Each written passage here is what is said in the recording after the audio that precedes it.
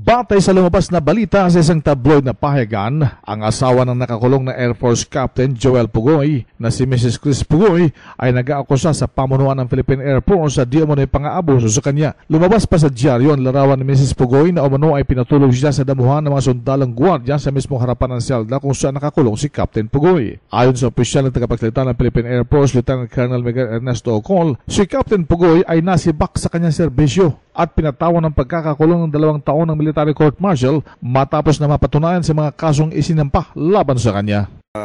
Marami po siyang hinarap na kaso sa Air Force, most specifically yung violation niya ng Articles of War, which is among others conduct unbecoming, and yung kanyang paglalathala ng mga bagay-bagay na hindi naman approved ng command and does not speak well of the command's guidance. Opo. Tungkol naman po dito sa pinalalabas ng asawa niya ngayon na siya daw ay pinatulog doon sa labas ng kanyang selda nung dumalaw dito. Well, actually, ang nangyari po kasi dyan, nagpipilit po si Mrs. Pugoy na bumisita after visiting hours. So, hindi naman po natin siya hindi pinapayagang bumisita kay ex-Captain Pugoy, pero ang gusto niya is yung mangyari, doon siya matulog ng gabi, beyond the normal visiting hours.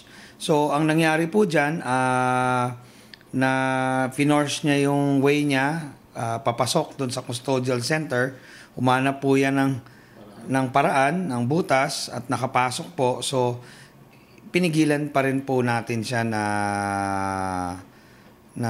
gawin yung gusto niya, no? So, ang naging sumo total nun, siya mismo ang humiga doon sa damuhan at nagpakuha ng litrato through other surreptitious means, no?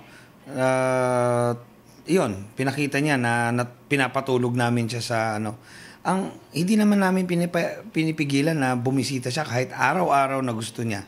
Pero gaya po ng ibang custodial centers, meron po tayong regulasyon. At kailangan nating sundin yung regulasyon na yun. Si Lieutenant Colonel Miguel Ernesto Ocol, RH 911, Bing Formento ng DCRH Nationwide.